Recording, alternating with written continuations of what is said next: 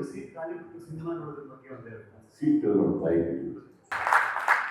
ಅವರು ಸಂಪೂರ್ಣವಾಗಿ ಪ್ರಿಯವರು ಮಾಡಿದ್ರು.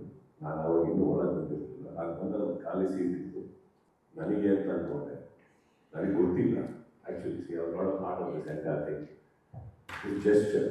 ನಾನು ಅಲ್ಲೋ ಕುತ್ಕೊಳ್ಳೋಕೆ ಹೊರದಾಗ ದಯವಿಟ್ಟು ಕುತ್ಕೊಳ್ಳೋಣ.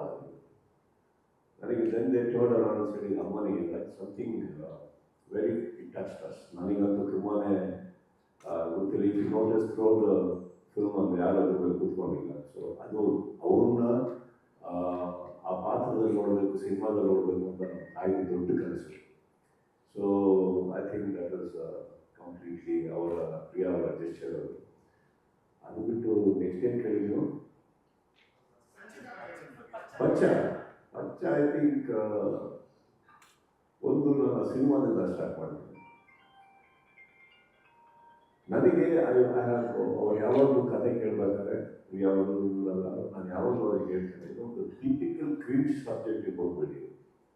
ಟಿಪಿಕಲ್ ಇವಾಗ ನಮ್ಮನೆಯಿಂದ ಬಂದಿದ್ದು ಅಂದ ತಕ್ಷಣ ಒಂದು ದೊಡ್ಡ ಸಿನಿಮಾ ಎಲ್ಲ ದೊಡ್ಡದು, ನಮಗೆ ಗೊತ್ತಿರೋ ಎಲ್ಲ ಬೆಸ್ಟ್ ಕೊನೆ ಬೆಸ್ಟ್ ಎಲ್ಲ ಬೆಸ್ಟ್ ಹಾಕಿ ಮಾಡಿ. It doesn't work like that. Simple ಆಗಿ ಹೋಗಿ ಒಂದು ಚಪ್ಪಲ್ ಹಾಕೊಂಡು ಹೋಗಿ ಪಾತ್ರ. ಕ್ರಿಂಜ್ ಸಬ್ಜೆಕ್ಟ್ ಹೊಡಿಬೇಡಿ. ಯಾರು ಮಾಡದಿರೋ ಸಿನಿಮಾನ ಮಾಡಿ ಧೈರ್ಯ ಮಾಡಿ. ಧೈರ್ಯ ಮಾಡೋದು ಈ ಪ್ರಪಂಚದಲ್ಲಿ ಗೆಲ್ಲೋದು. ಇಲ್ಲಿ ನೀವು ಹೇಳ್ಬೋದು ಶಾರದವರು ಅವರು ತುಂಬ ಎಂಫಸೈಸ್ ಮಾಡಿದ್ರಿ ಗಾಜ ಹೇಳ್ತೀನಿ ಹೇಳಿ. ನಾವು ರೋಡಿಸೋ ಪಿಕ್ಚರ್ ಮಾಡ್ತೀವಿ, ಅದ್ರಲ್ಲಿ ನಮ್ಮ ಹೀರೋ ಮಚ್ಚಟ್ಕೊಂಡು ಹೊಡಿತಾ ಇರ್ತಾನೆ. ಅವಾಗ ನಮ್ಮ ಪ್ರಶ್ನೆ ಏನಂದರೆ, ಮಚ್ಚು ಗಂಕಿನ ಬೆಟ್ಟ ಅಥವಾ ಮಚ್ಚಿನ ಪ್ರಮೋಟ್ ಮಾಡ್ತಾ ಇದ್ದೀವ ಅಥವಾ ಮಚ್ಚಾನ ಪ್ರಮೋಟ್ ಮಾಡ್ತಾ ಇದ್ದೀವ? ಇದು ಬರಲ್ಲ. ಲಾಸ್ಟಲ್ಲಿ ನೋಡೋಕೆ ಹೋದ್ರೆ ನಮ್ಮ ಹೀರೋಗಳು ಕೈ ಹೋಗಿರುತ್ತೆ, ಇಲ್ಲ ಕಾಲು ಹೋಗಿರುತ್ತೆ. ಏನು ಹೇಳಕ್ಕೆ ಹೋಗ್ತೀವಿ ಅಂದರೆ, ಮಚ್ಚು ಗನ್ ಎರಡು ಕಾಣಪ್ಪ ಅಂತ ಶಕ್ತಿ ಹೇಳಿದ್ವಿ. ಇನ್ನೊಂದೇನೆಂದರೆ, ಪ್ರತಿ ಸಿನಿಮಾದಲ್ಲೂ ನಾವು ಬೇರೆ ಹೀರೋಯಿನ್ನ ಪ್ರೀತಿಸ್ತೀವಿ. ಹಾಗೆ ನೋಡೋಕೆ ಹೋದರೆ ಪ್ರತಿ ಸಿನಿಮಾದಲ್ಲೂ ಒಂದೇ ಹೀರೋಯಿನ್ನ ಪ್ರೀತಿಸಿ ಅವಳನ್ನೇ ಮದುವೆ ಆಗಿ ನಾವು ಸಮಾಜಕ್ಕೆ ಒಳ್ಳೇದು ಹೇಳಬೇಕು.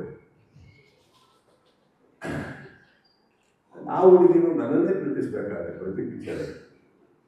ಸೊ ಜನ ಇದನ್ನೆಲ್ಲ ಸೀರಿಯಸ್ ಆಗಿ ತಗೊಂಡ್ಬಿಟ್ರೆ ಮನೆಯಲ್ಲೆಲ್ಲ ಹೋಗ್ತಾರೆ. So cinema is entertainment. ಆ ರೌಡಿಸಮ್ ಮಧ್ಯದಲ್ಲಿ ಏನು ಹೇಳೋಕ್ಕೊಳ್ತೀವಿ, ಈ ಪ್ರಪಂಚದ ಮಧ್ಯದಲ್ಲಿ ಏನು ಹೇಳೋಕ್ಕೊಳ್ತೀವಿ, ಲಾಸ್ಟಲ್ಲಿ ಏನೇನು ಕಳ್ಕೊಂಡು ಜನ ಅದನ್ನು ತುಂಬ ಚೆನ್ನಾಗಿ ನೋಡ್ತಾರೆ, ಕಲಿತಾರೆ. ಆ್ಯಂಡ್ ಸಿನಿಮಾನ ಎಂಟರ್ಟೈನ್ಮೆಂಟ್ ಅಂತ ಅಂದ್ಕೊಂಡು ಜನಕ್ಕೆ ತುಂಬ ಚೆನ್ನಾಗಿ ಅರ್ಥ ಆಗಿದೆ.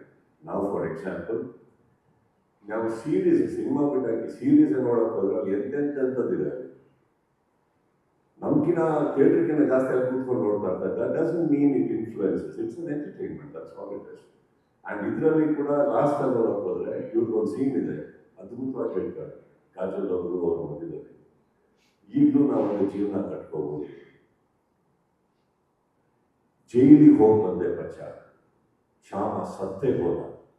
ದೋಸ್ 3 lines ಮ್ಯಾಟರ್ಸ್ ಅ ಲಾಟ್.